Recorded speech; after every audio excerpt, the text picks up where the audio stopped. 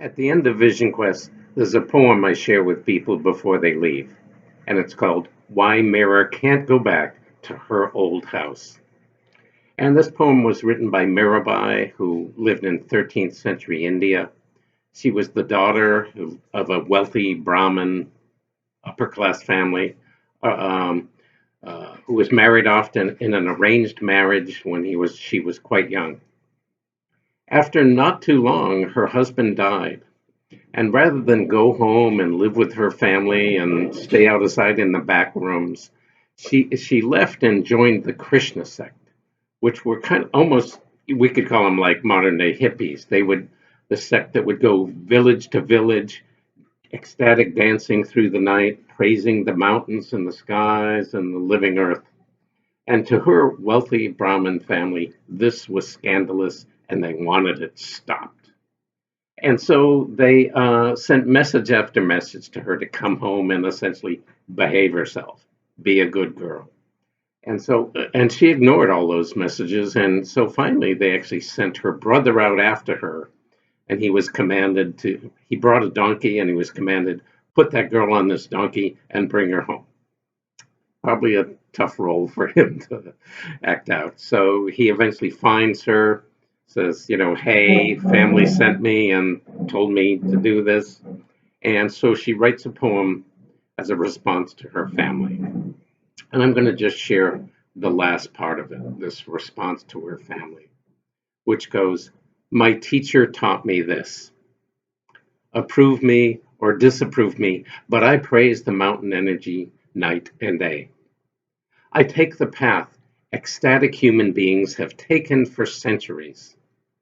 I don't steal anything, nor do I hit anyone. So what would you charge me with? I have felt the swaying of the elephant shoulders beneath me. And now you want me to climb on that jackass? Try to be serious.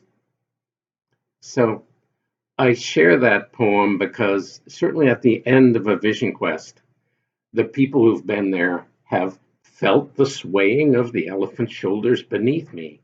They've been out on the land. They've watched and felt the turning of the earth, seen sunrises and sunsets, felt their longings, felt the presence of the mystery come closer and closer and closer. They've felt what's deep in their heart and souls come up to the surface and speak to them. And they come back rich with that incredible encounter with the living earth and with the mystery. And then they're set to go back, where culture says, oh, one day sail only, can't miss it. Tune in, last episode of Survivor, you have to watch.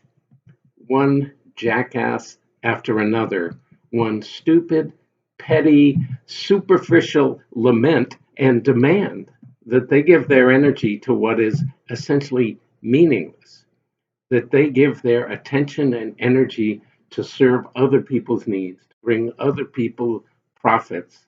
Um, and so I share this poem with you today because I want to encourage you to give your heart and your attention to the swaying of the elephant shoulders, those deep longings and passions that exist within you, and to those voices and places in the world that can support something so big, something so vast, and something so ultimately fulfilling.